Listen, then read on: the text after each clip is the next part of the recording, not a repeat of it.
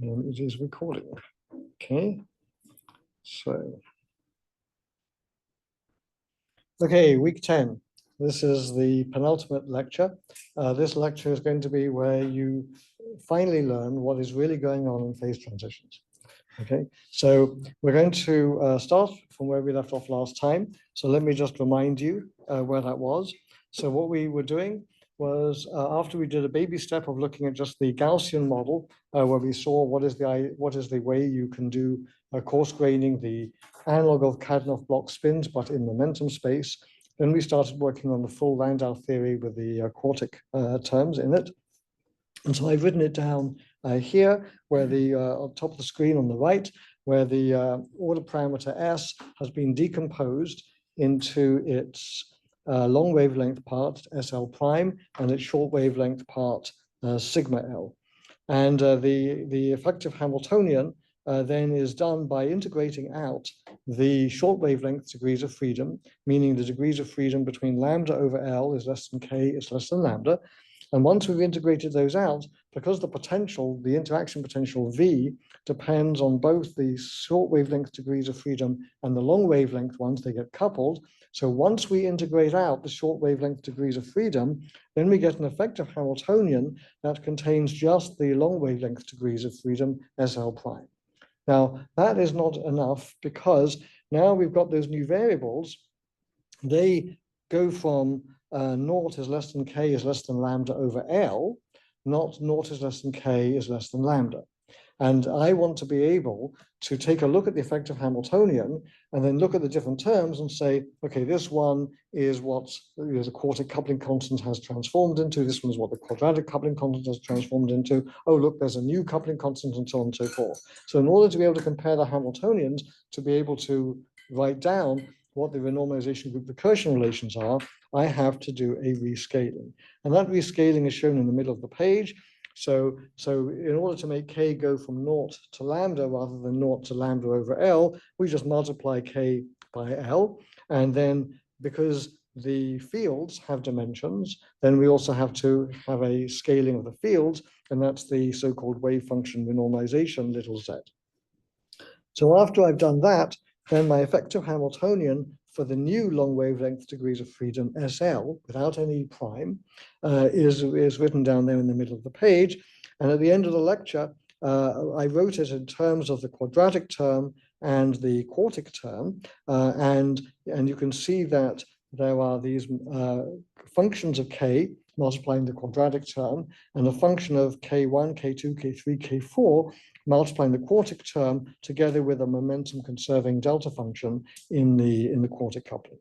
And at the end of last lecture, what we did was we calculated what those recursion relations are. And I didn't tell you how we do the calculation because it involves a lot of combinatorics and doing integrals, and that's described in detail in the book, and there's no point in me lecturing it. But you end up with the formulae shown in the top of the page. And so what we want to do now is we want to find the fixed points of this and then compute the critical exponents. And what we're going to end up with is the ability to compare the critical exponents in the table shown at the bottom of the page. And we'll get back to that after we finish the calculation. So the last thing that we will do today is then I'm going to go back and explain how we managed to get results that are different from what you would get from dimensional analysis. So we're going to revisit our dimensional analysis of field theory, and I'm going to show you an idea which I call a scale interference. Okay, so that's where we're going. So let's get started. And the video is going okay. Is that right? Is that right? Yeah. That's right, I think, yeah. Okay, great, brilliant. Okay, so we have our recursion relations shown here on the left-hand panel, and one of the things that's what we're trying to do is we're trying to do an expansion in epsilon, which is 4 minus dimension. You can see we have a term here which involves L to the power epsilon. That is the scaling of the quartic term. So there's this extra factor. And so what we want to do is I'm going to replace that L to the epsilon by an expansion in epsilon. So I can write L to the epsilon as e to the epsilon times the logarithm of L. And then I'm going to expand this as just 1 plus epsilon log L plus 1/2 epsilon squared log of L squared and higher order terms. So that's how we do that. And then now what I'm going to do is expand the recursion relations strictly to order epsilon. So now let's put the recursion relations in their final form. So in their final form, the RG recursion relations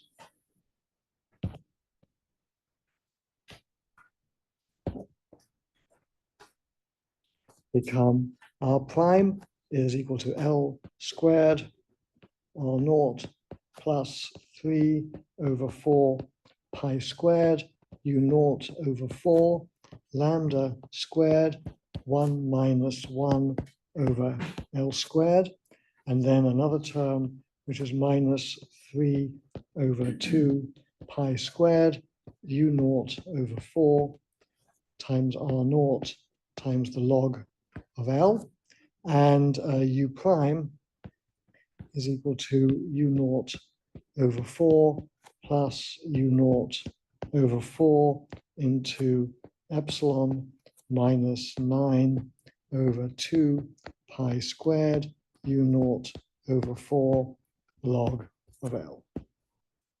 So those are my renormalization group recursion relations, and these are the recursion relations to order V squared.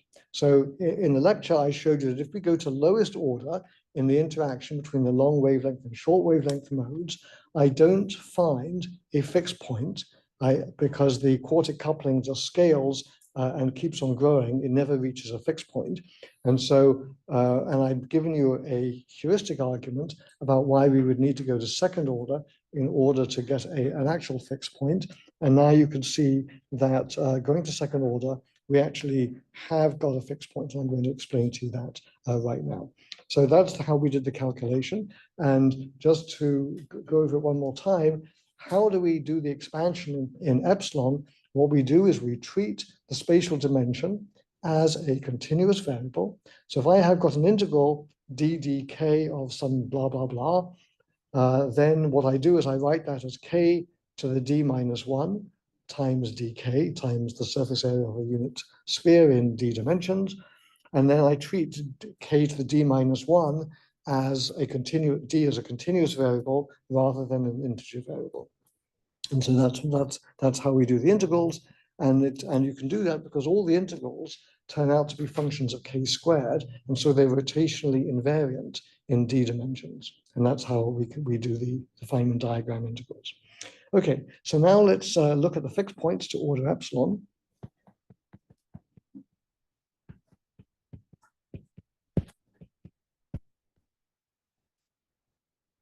So to compute the fixed points, what I do is I set R prime equals R, U prime equals U star. And so what I find is there's the usual one, R star equals U star equals 0. That is a fixed point. And that's the same fixed point we had before. That's the Gaussian fixed point. But now I've got a new fixed point, and you can see where that fixed point comes in, because if I write U star equals U star over 4 equals 2 pi squared over 9 epsilon, that is a fixed point, and R star equals minus epsilon over lambda squared over 6. That is a new fixed point, and this fixed point is called this is a non-trivial fixed point. And this was first discovered by Wilson and Fisher.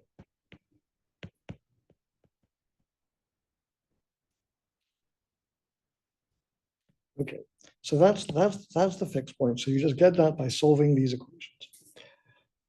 Okay, now I want to analyze this fixed point. So a couple of comments. So the first thing is that these fixed points do not involve L.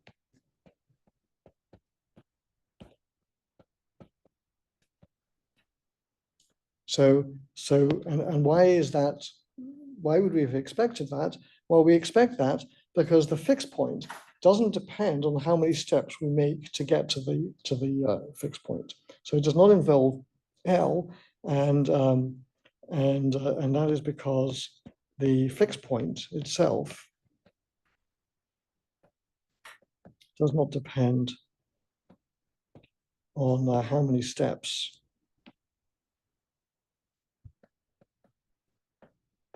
we make during the flow, because we basically do an infinite number of them. And so it doesn't depend on that.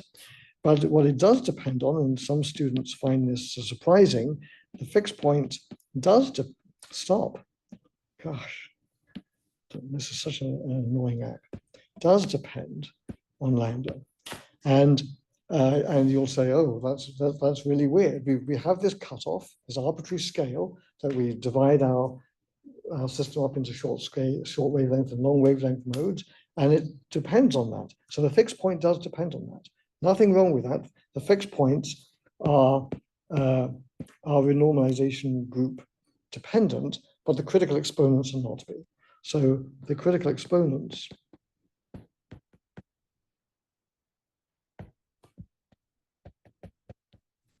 will not depend. Okay, so how do we see that? Well, now what we have to do is we actually have to do the whole process that we explained a week ago, 2 weeks ago. Yes, quick question.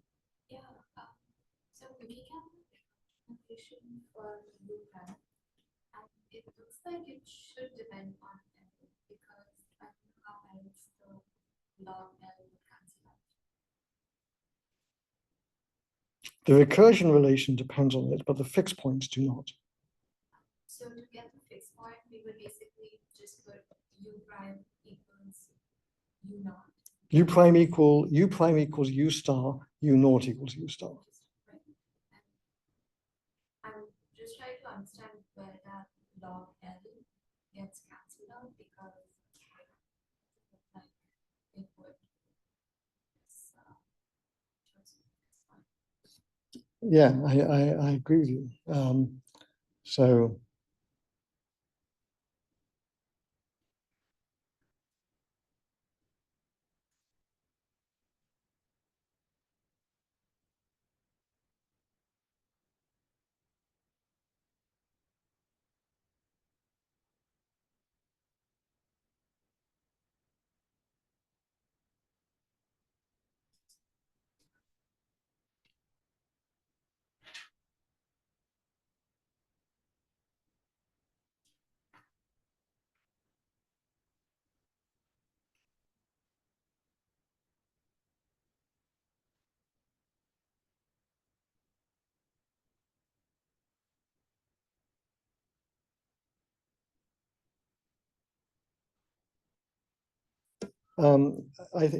it does cancel out, but you have to solve both the R prime and the U prime ones together, and that's how you can see it. So I'm not going to do the algebra, okay?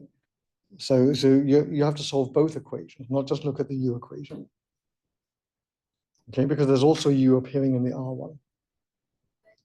Hang on, can I not do this right now because I want to just go through the rest of the calculation. Okay, so if you want to go and check it, go ahead and do that. But I don't want to do it in class. Okay, it's not a good use of the class time.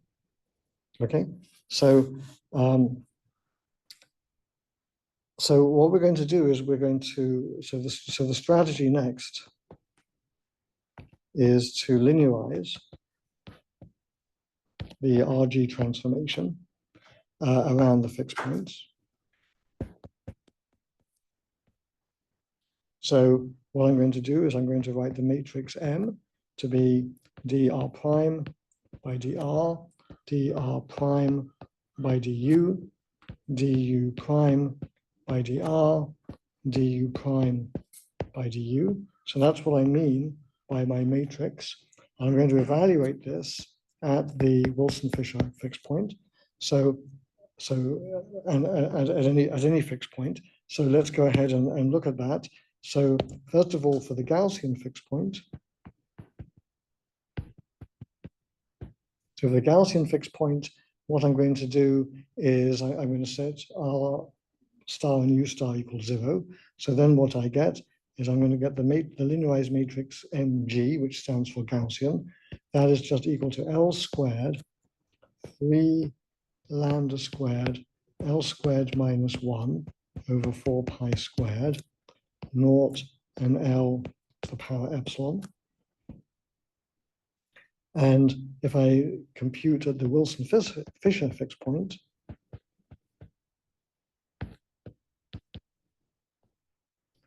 then what I get is M Wilson-Fisher is equal to L to the 2 minus epsilon over 3 lambda squared, L squared minus 1 over 4 pi squared, naught L to the minus epsilon. So that's the matrices that I get. So now that I have those, then the next thing I have to do is compute the eigenvalues.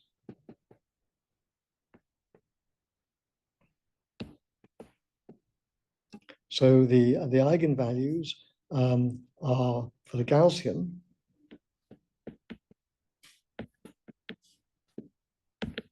So what I find is lambda t is equal to L squared, and that tells me that the exponent yt is equal to 2. And then the second eigenvalue is L to the power epsilon, which means that y2 is equal to epsilon. So that's for the Gaussian fixed point. Now let me do the Wilson-Fisher fixed point. So for Wilson-Fisher, what you get is that lambda t is equal to L to the power 2 minus epsilon over 3, which is L squared times 1 minus epsilon over 6. And that tells me then that the exponent y sub t is equal to 2, 1 minus epsilon over 6. And then the second eigenvalue, lambda 2, is equal to L to the minus epsilon, and that means that y2 is equal to minus epsilon. So those are the critical exponents, at least in the renormalization group eigenvalues.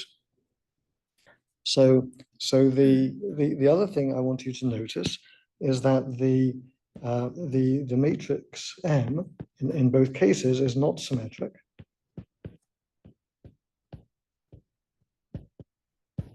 And so we have to look at the right eigenvectors, as we talked about a few weeks ago.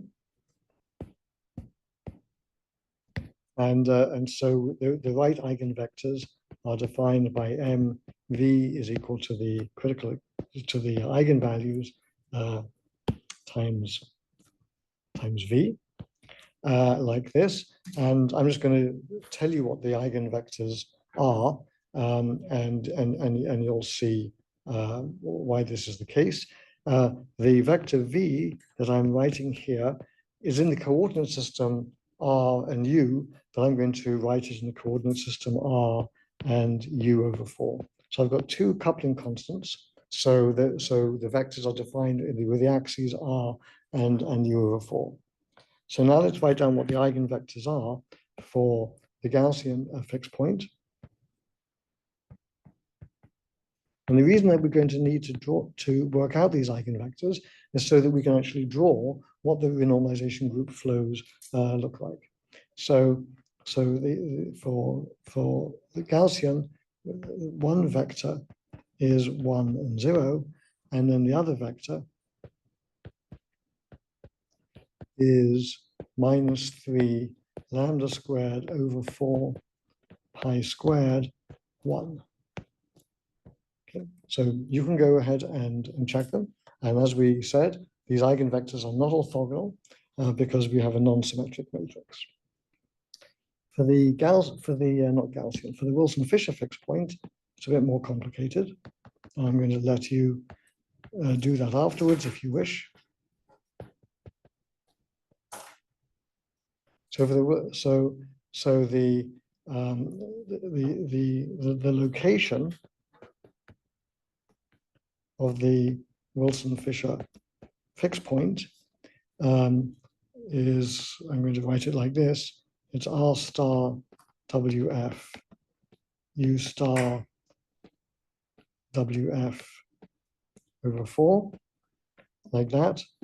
And it is in the same direction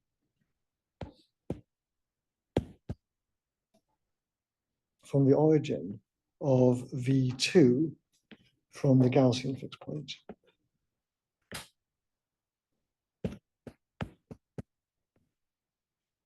So let me write it down. I'm going to draw for you what the position looks like. So R star WF Wilson-Fisher U star WF over 4. This thing is equal to minus epsilon lambda squared over 6 and 2 pi squared over 9 times epsilon. So that's the location of the Wilson-Fisher fixed point. And you can see just by comparing that this thing is equal to 2 pi squared epsilon over 9 times the vector v2 from the eigenvector from the Gaussian fixed point. Okay, so that's the algebra. Let me show you now what it actually means. So here are my axes. So here is quartic coupling. Here is the so here is the quadratic coupling R, the quartic coupling U0 over 4. And then what I just told you is that we have a Gaussian fixed point at the origin. And then there is an eigen direction which looks something like this.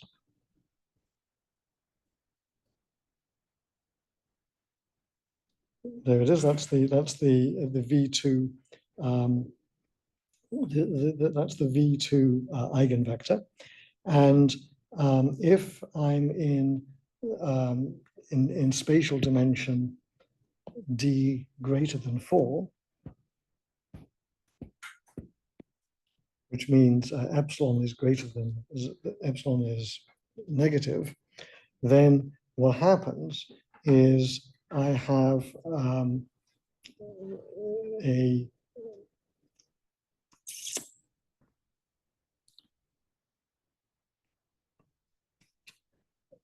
fixed point that looks like this.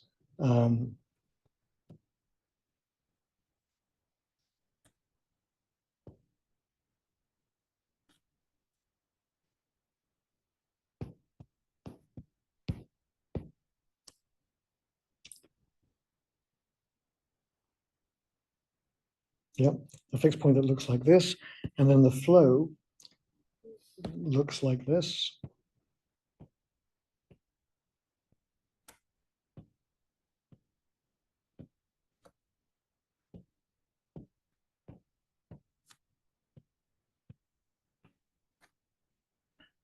So that is what the flow diagram looks like. Wait, I've got this. I'm sure I've got this the wrong way around. Ah, okay. So this is fine. This is where the fixed point is for d is greater than 4, and this is where the fixed point is for d less than 4. That makes more sense. Okay. So when d is greater than 4, the fixed point is in a regime where U0 is negative, which is unphysical, but in any case, it flows in towards the Gaussian fixed point. When d is less than 4, which is the case that we're actually interested in, man, have I got this the wrong way around?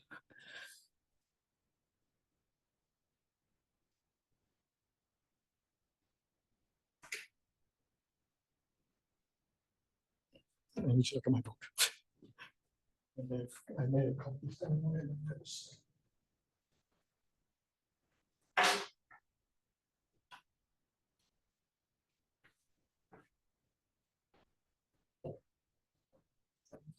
Okay, so this is d greater than 4. Oh, this is fine. This is fine. This is fine. I got it. I got it right. Okay, so this one looks like this, and then there is this direction in this way, which is repulsive.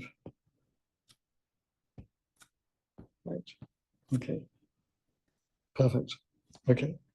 So for d greater than 4, we have this.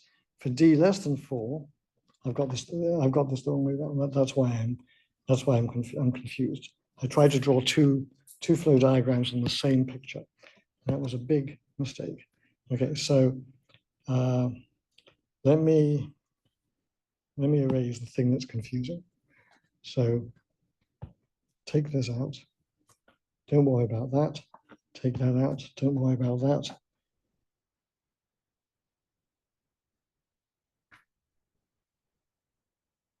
Yes. Okay. So this is true for d greater than 4. Okay, I got it right this time.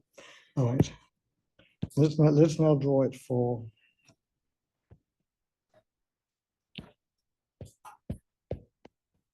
d less than 4. Okay, so for d less than 4, then it looks something like this. So first of all, I have the Gaussian fixed point over here at the origin. So that's always the Gaussian one. The Gaussian one then has directions that look like this. So that is the vector v2. The Gaussian one is unstable in this direction, as before. But now what's happening is that there is another fixed point, which is here. So this is the Wilson-Fisher fixed point.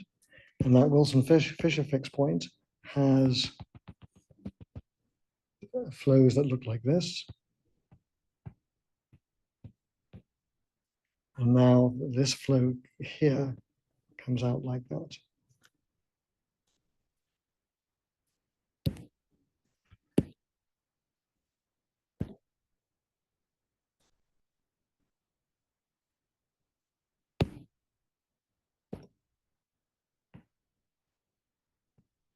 Okay, much better.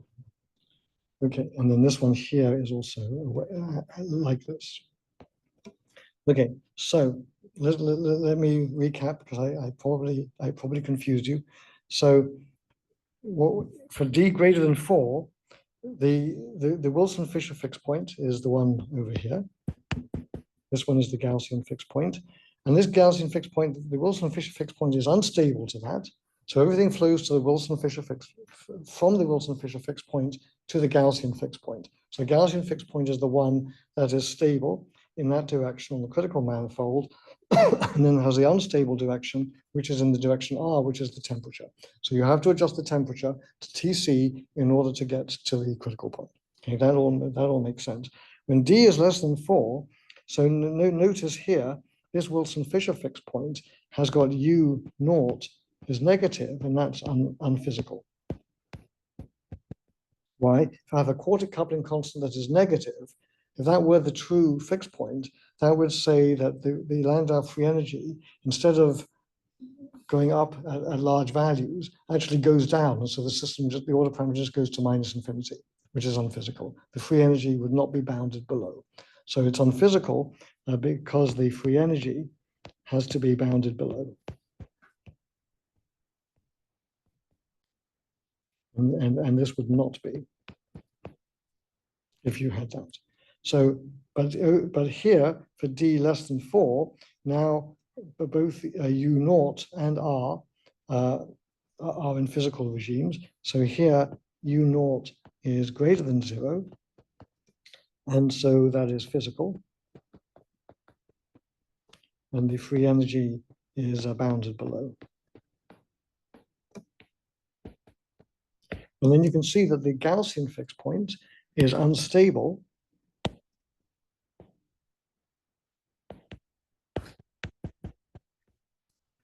unstable towards the Wilson-Fisher fixed point. Because if you start off near the Gaussian fixed point, you will flow towards the Wilson-Fisher fixed point.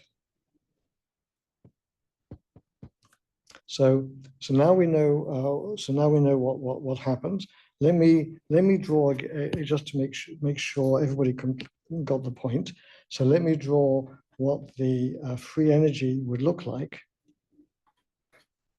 Free energy per spin as a function of spin. Let me look at that when d is greater than 4. So there epsilon is negative, and so what you want to have happen is that the free energy should look something like that. That's what it should look like. But for the Wilson-Fisher fixed point, it would be going like this. So this is unbounded below.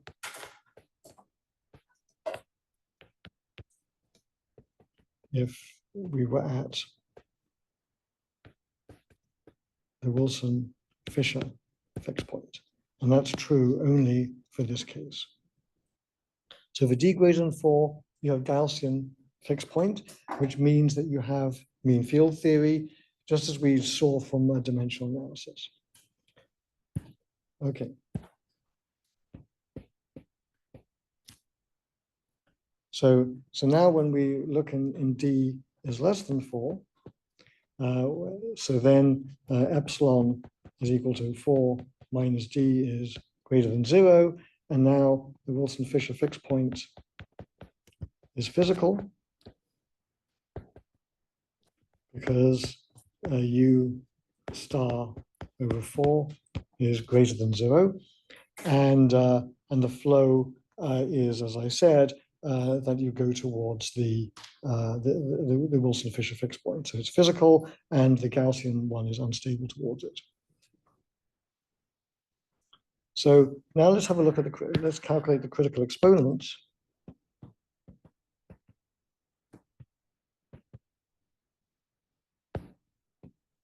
So for the critical exponents, let's start off with d greater than 4. So when d is greater than 4, u is now an irrelevant variable.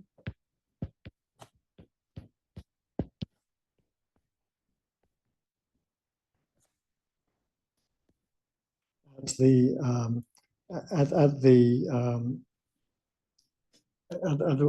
Wilson-Fisher fixed point, and nu is 1 over y sub t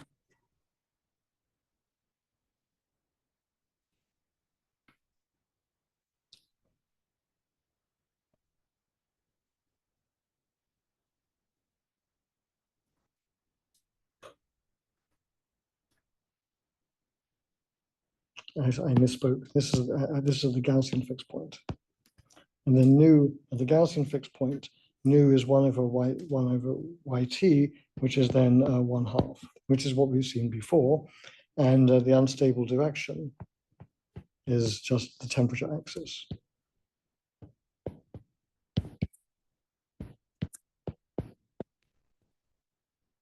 Which is just what we're calling R. So that's true for d greater than 4. For d less than 4, now we have to look at so here we're looking at the Gaussian fixed point. That's the one that's important. For d less than 4, the Wilson-Fisher one is relevant, is the appropriate one, and so we flow the Gaussian fixed point flows to the Wilson-Fisher fixed point, as I've shown you over here, and so nu, which is 1 over y sub t, now is 1/2 1 plus epsilon over 6 plus order epsilon squared. So that's using the value from the Wilson-Fisher fixed point. So the Wilson-Fisher fixed point here we have the critical exponent. So over here, we have yt looks like this. So 1 over y sub t is then a half 1 plus epsilon over 6. And so that's our estimate for the critical exponent. Then I can get all the other scaling laws, all the other critical exponents from scaling laws. And I'm just going to write them down. So gamma ends up being 1 plus epsilon over 6. Eta is 0, except to this order. Alpha is equal to epsilon over 6. Beta is equal to 1/2 minus epsilon over 6. And delta is equal to 3 plus epsilon. So those are the critical exponents for the Wilson-Fisher fixed point for less than 4 dimensions. Okay, so does it work?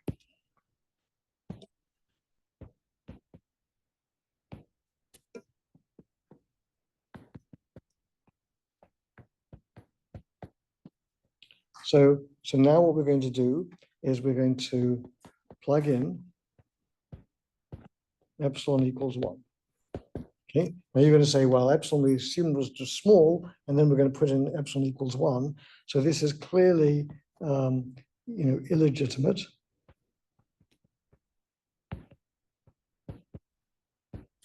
One would need to go to higher order.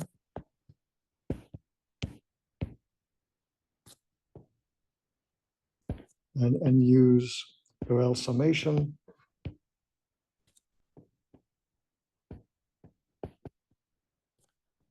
To get a good estimate.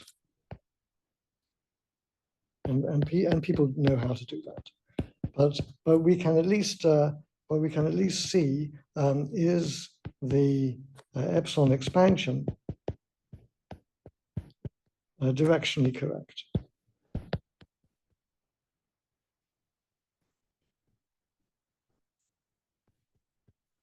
So to do that, let's have a look at the exact results. So let me, I'm going to just copy this.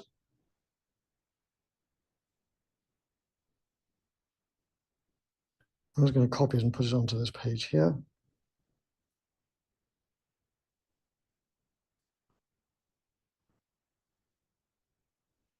Okay, so let's have a look. And so remember what we saw a table kind of like this before. We looked at the exact renormalization group estimates. We looked at mean field theory, and we looked at as a function of dimension how the results from the exact results differed from what you see in mean field theory. So in the second column we have third column, we have mean field theory. We have the experimental results in the middle, the Ising model in 3 dimensions on the right-hand side.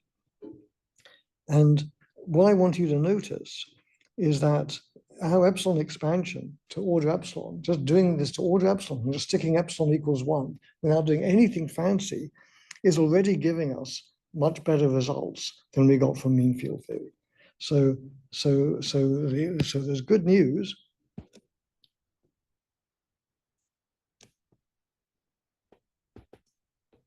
Even to order epsilon with epsilon equals 1, the estimates are reasonable and close the gap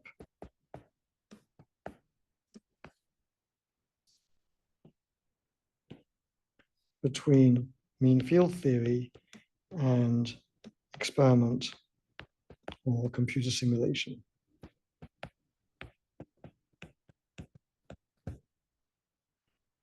And you can make these estimates much more accurate using advanced asymptotic techniques.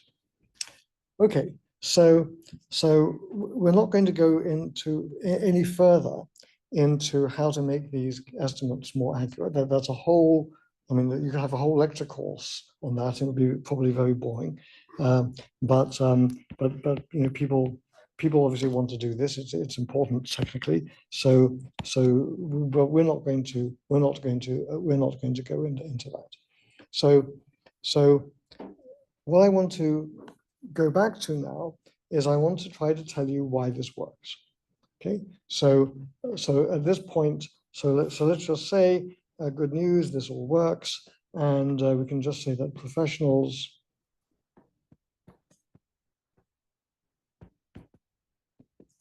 calculate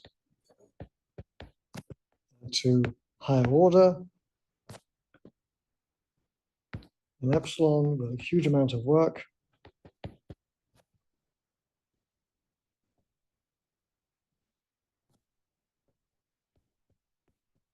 And the results are very accurate.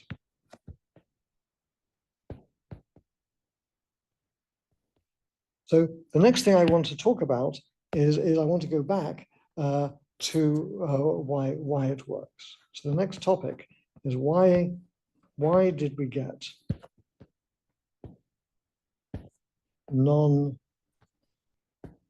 field theory, non-dimensional analysis results for the critical exponents?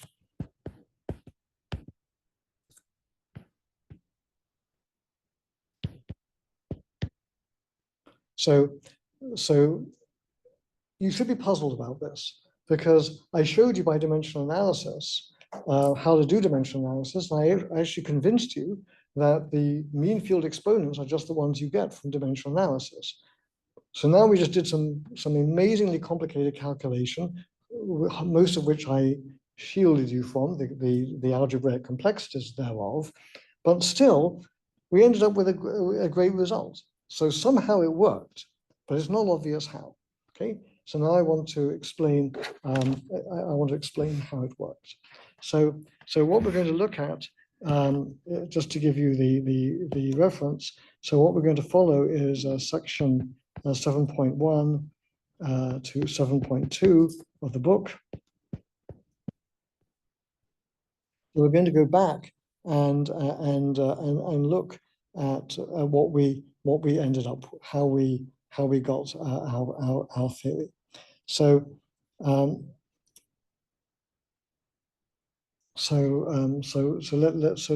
let's go back and remind ourselves how we do dimensional analysis on field theory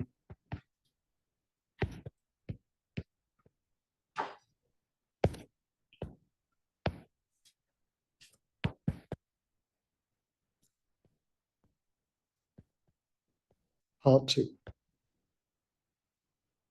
Okay, so let's remind ourselves how we did the dimensional analysis the first time. So what we did the first time is we used R naught, the coefficient of the quadratic term.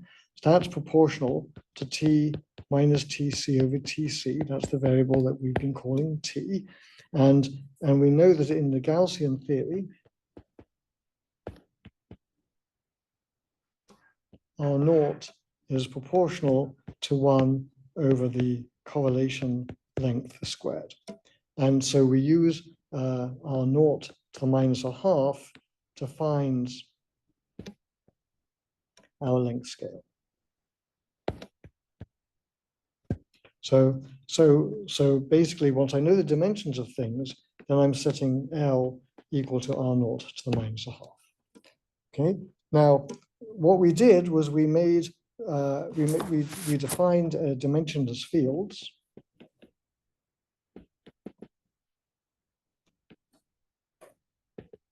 So I'm going to define phi to be S, and then remember that the dimensions of the order parameter were L to the 1 minus d over 2. So that goes like 1 minus d over 2 like that. That then will be a dimensionless field. All the length dimensions are taken out. I define x to be r over L, and I define u naught tilde to be u naught over L to the power D minus 4. So all of these choices are because we already worked out that the dimensions of S were L to the power 1 minus D over 2.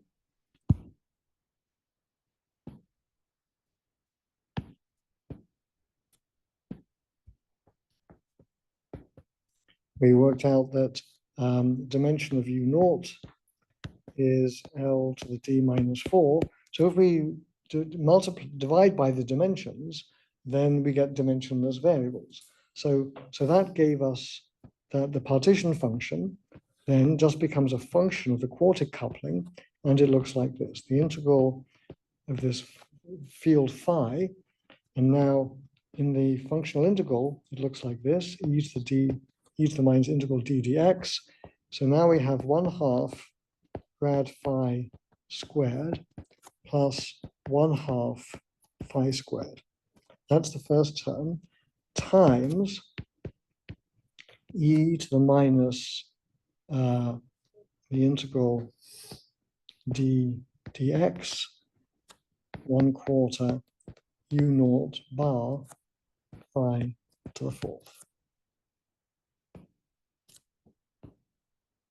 So this is my functional integral, the one that we've been using all along. But what I've done now is I've scaled all the variables so that all the length dependence cancels out. So what I want you to notice is that this part here, this part has no variables in it at all.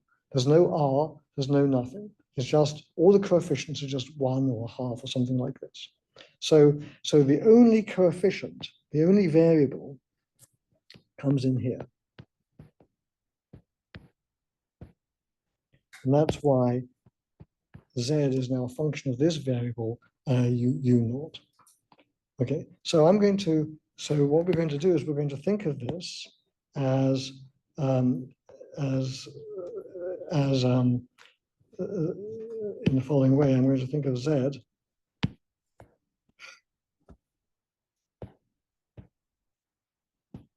I'm going to think of z, partition function. I'm going to write it then as integral, path integral over my dimensionless order parameter field phi, e to the minus h naught minus h interaction. And by h naught, I mean the integral d dx of 1/2 grad phi squared plus 1/2 phi squared. So there's no t minus tc. There's nothing in here. It's just everything is just a half. And then the only variable that has anything in it at all that depends on the problem is the interaction Hamiltonian u naught bar phi to the 4th. So that is my this is an exact formula for the partition function. I've just rescaled it in a way so that now only the interactions are important. Okay, so why is this interesting? So you could say, well, let's have a look at what happens when u naught bar is equal to 0. So when u naught bar is equal to 0, then what that means is that the partition function is a Gaussian integral, and you can solve it exactly. We already did that when we looked at the Gaussian model. When u naught bar is not 0, but is greater than 0, what we can do is treat this as a perturbation.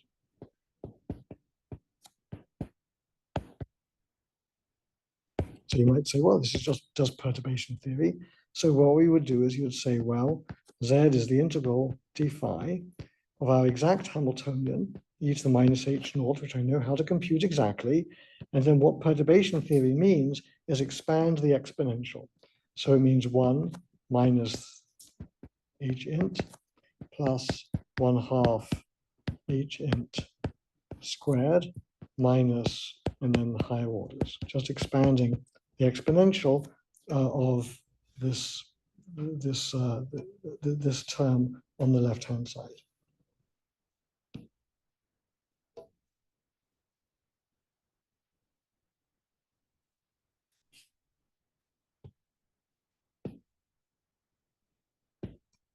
So all I'm doing is I'm expanding this exponential here as a power series, and that's what perturbation theory is. So, but we have a problem, because if we can, the perturbation theory only works if there is a small parameter in the problem. So this U naught bar that we've defined is equal to U naught times R naught to the power D minus 4 over 2, if you follow through my definitions. And so that ends up being U naught times A, the coefficient of T minus TC in the original Hamiltonian, to the power D minus 4 over 2 times T to the D minus 4 over 2. And so as T goes to 0, and for D less than 4, we see that U naught bar actually goes to infinity, which means the interaction Hamiltonian goes to infinity. So it's not small. So even though we have, as we've talked about before, even though we have a small parameter, little t, the terms in the perturbation theory are going to be absolutely growing in magnitude as we go towards TC. So the perturbation theory is absolutely useless. Okay. So that's terrible. And that's the conclusion we had before, that there's no usable small parameter.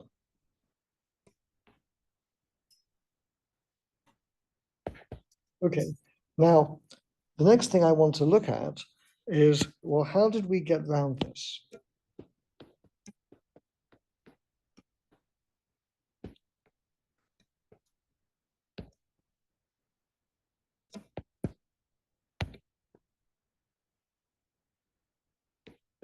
And so to answer that, I want to look at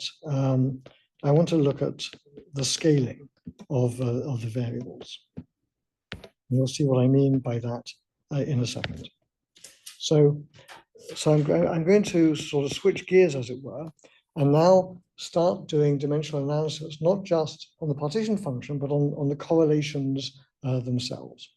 So now I want to look at the scaling of the correlation function.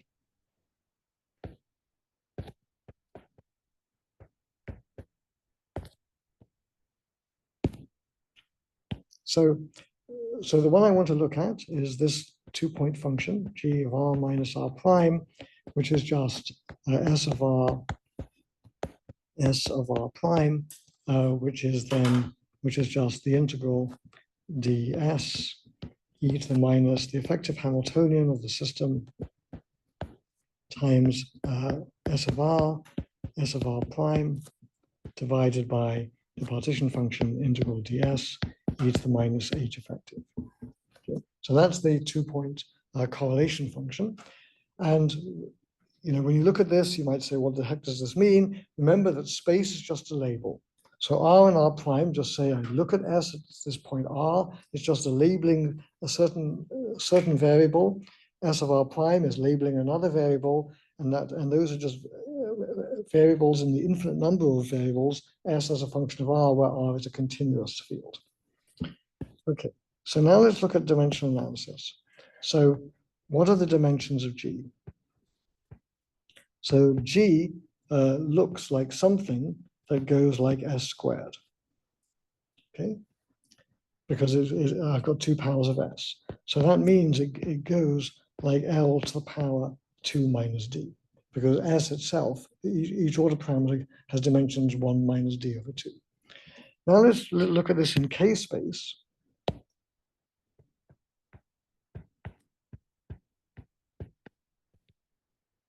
So in K space, what is g hat of k?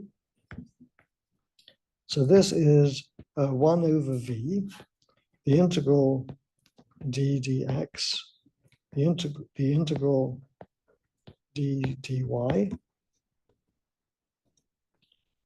e to the minus I k dot x minus y, just the Fourier transform of g of x minus y. So that's what I mean by the 2-point correlation function Fourier transformed. Let's have a look at the dimensions of g of k.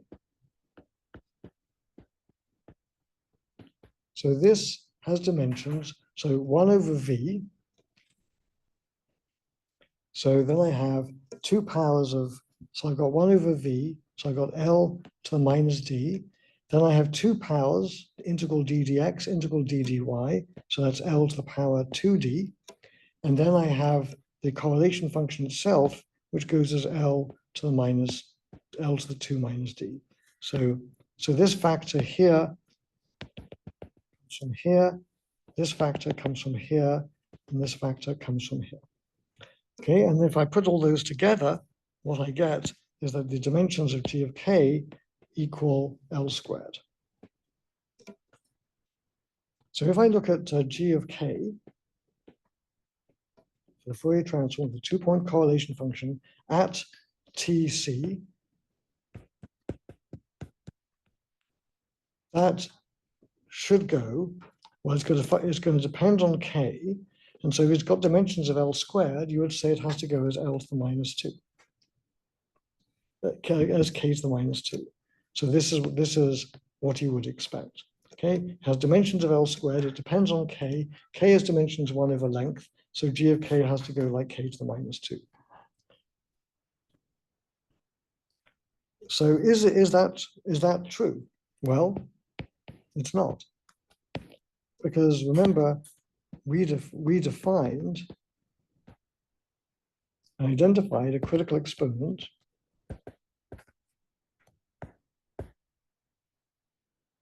which we call eta, and that was defined by the following formula: g of k at t equals tc goes like k to the minus 2 plus eta.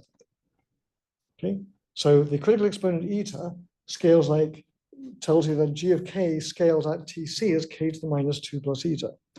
Well, I've just proved to you that it can't scale as k to the minus 2 plus eta because g of k has dimensions of length squared.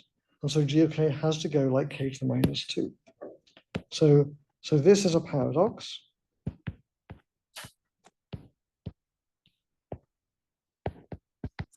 Dimensional analysis implies that the dimensions of g are L squared. If g depends on k,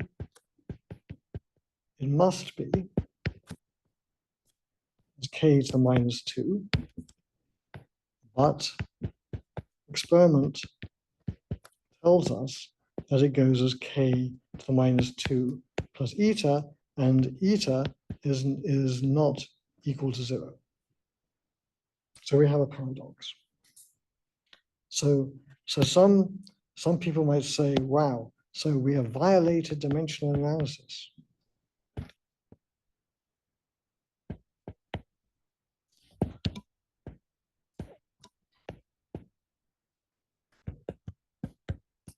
Remember I told you at the beginning of the class that in this is a course about impossible things, about things that can't possibly happen. And here's the worst paradox of all. Okay, dimensional analysis always has to be right. And yet I'm telling you that there are exponents that we can compute and they violate dimensional analysis. Okay. So did we violate dimensional analysis? So the answer is, of course not. All right, well, we didn't violate it. So where did it go? Where in all this, and where in the last 5 minutes, when I showed you this argument, where did we go wrong? Where is it that we that we made some assumption that means that we actually don't violate dimensional analysis. How can we save dimensional analysis?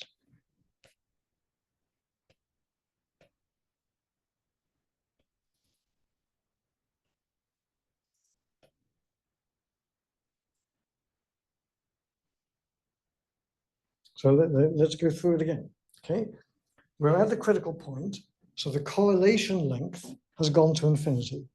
So psi is equal to infinity. So that's out of the picture. That's an infinity. So that can't be present. The only other scale has dimensions length is the wave number k. G has dimensions of L to the minus L to the L squared. So G of k has to go as k to the minus 2. That is the logic. Okay.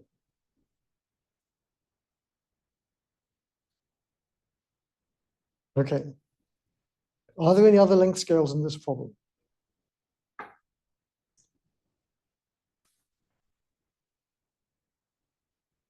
So here we are, we're looking at a magnet sitting on the table in front of us. It's made out of atoms, they've got spins, and it's a real stuff.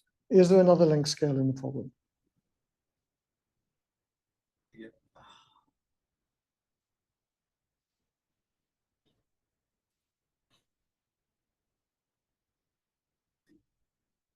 Great. No, The lattice spacing. the lattice.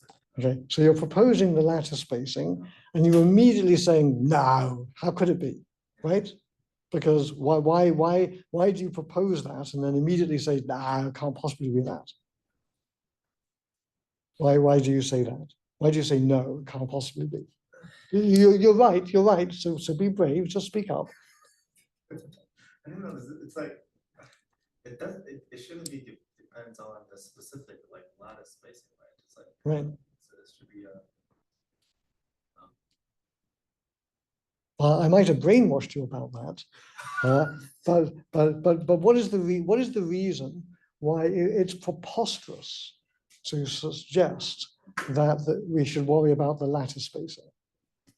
Why is it preposterous? Let's suppose that I'm a millikelvin away from the critical temperature. The correlation length is, let's say, 100 light years. It's so tiny. Right. So kind of saying, I've got a lattice spacing which is like angstroms. I've got a correlation length which is like 10 light years or something. And so how can the system even know that there's a lattice? You know, like when you do statistical mechanics, I mean, humanity didn't even know about the existence of atoms for thousands of years until Einstein proved it. Okay, but that's the only other length scale in the problem. It's the only other length scale in the problem. So the answer, so we have to ask the question, is there a forgotten length scale?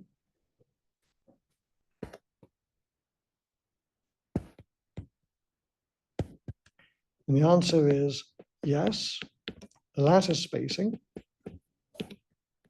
which I'll call A, because we used L for our renormalization scale. Yes, the lattice spacing A, but this is preposterous.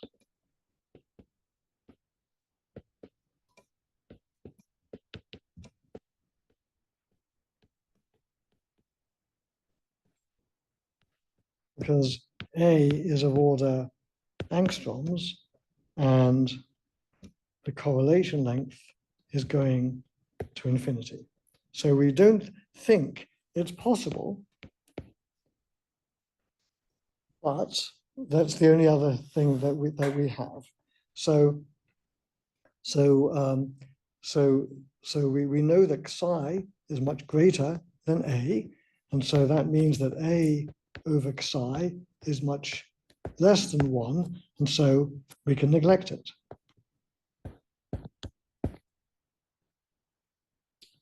Well, remember we talked at the very beginning of the class, we talked about asymptotics, we talked about dimensional analysis, and we talked about something called type 2 asymptotics.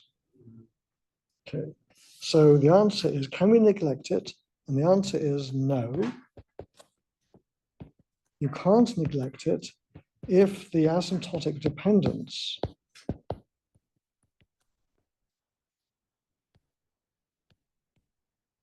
on A is singular. So for example, suppose I took the 2-point correlation function as a function of k at tc. We know that it goes as k to the minus 2 plus eta, because it says so on page 193 of my textbook, for example. Okay, so we know that that must be true. How could A come in a way that we can't get rid of it? Well, if A, the lattice spacing, comes in as A to the power eta like this, then dimensional analysis works. Then this means that if this is true, then G is indeed equal to L squared. And so dimensional analysis is a happy camper. And the price we have to pay for that is that this is a singular dependence. Let's suppose eta is, I don't know, 0.1 or something, right?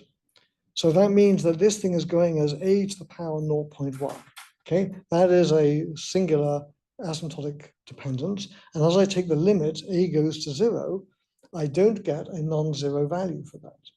I can't just set A to 0 because it multiplies the whole thing. So this singular dependence cannot be neglected.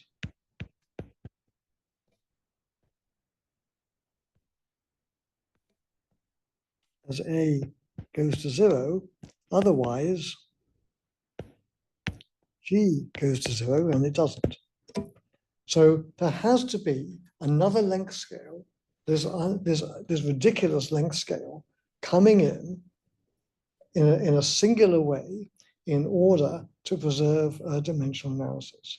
And this phenomenon, this unexpected behavior, this is called scale interference.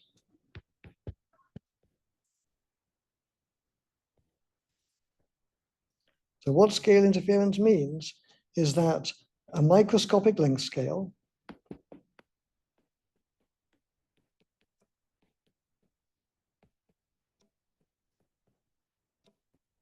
enters the macroscopic observable, in this case, the correlation function,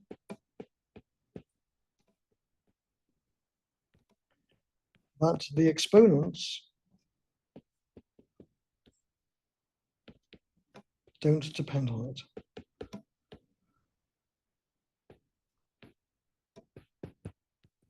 So if I wanted to compute the critical exponent eta, what I could do, instead of doing all the stuff that I just did, I could compute integrating out the long wavelength degrees of freedom and path integrals and so on. What I could do is I could instead compute the 2-point correlation function and then look at its singularities as I look at the limit as A goes to 0. That would enable me to identify the exponent eta as well. So the existence of scale interference is what enables non-mean field theory, non-simple dimensional analysis exponents to exist.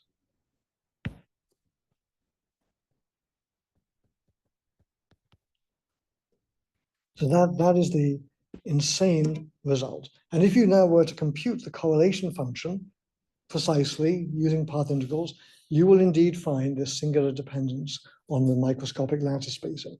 It means that the system still has a memory, even though the correlation length is 10 light years. The system still has a memory of the lattice structure of the scale of angstroms.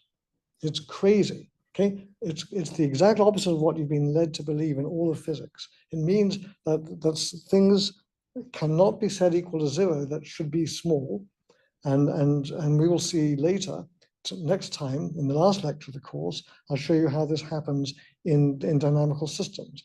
Nothing to do with statistical mechanics, where you can have the similar kind of phenomena. Okay, I want to end today's lecture by looking at this in another way.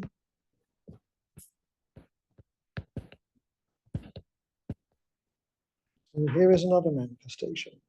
Let's look at the correlation length itself. So the correlation length has dimensions of L. We know that R naught has dimensions of L to the -2. That's the coefficient of the quadratic term. We know that R naught is proportional to T. And so therefore we can see that psi must be proportional to R naught to the -1/2.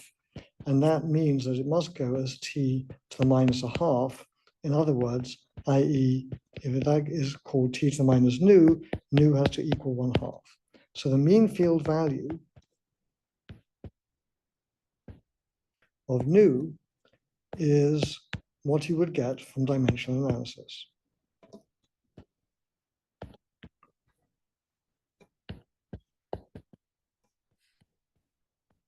Naive dimensional analysis. So it's impossible for the correlation length to scale differently from 1/2, okay? Just from dimensional analysis, okay? Well, now let's consider scale interference.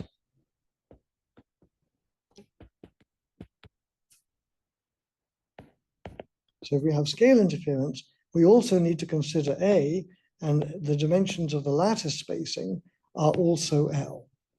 So now you could say, if I have to consider A, I don't want to, but if I had to, what would dimensional analysis tell me? So if we consider this,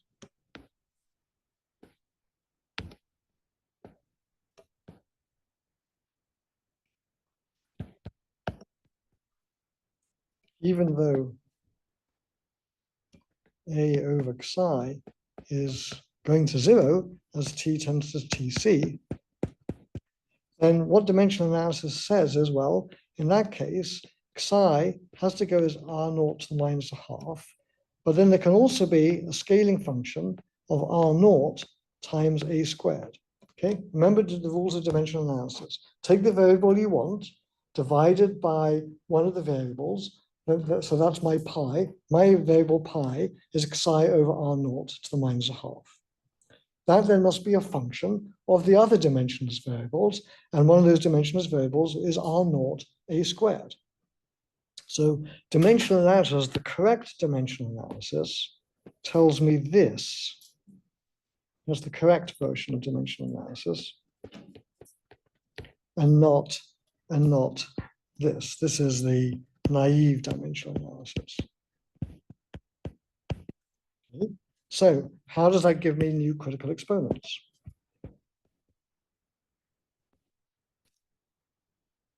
Okay, so near TC, we know that little t goes to 0, and that means we're looking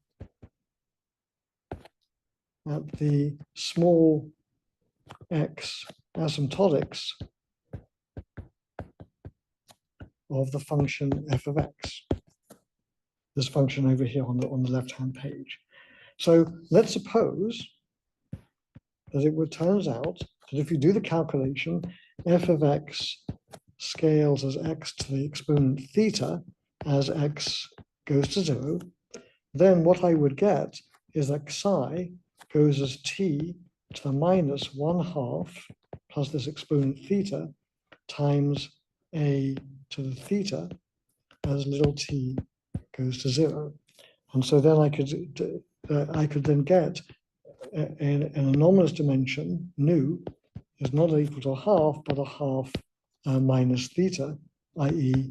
different from Landau theory, different from mean field theory.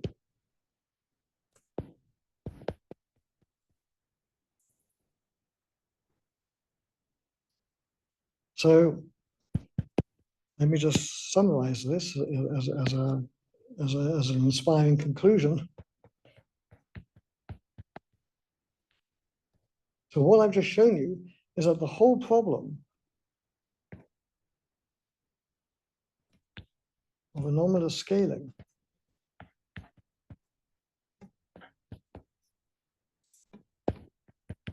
in phase transitions, critical phenomena,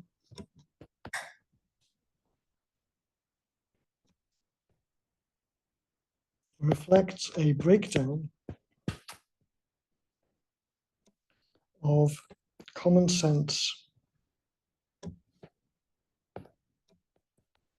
ideas about asymptotics.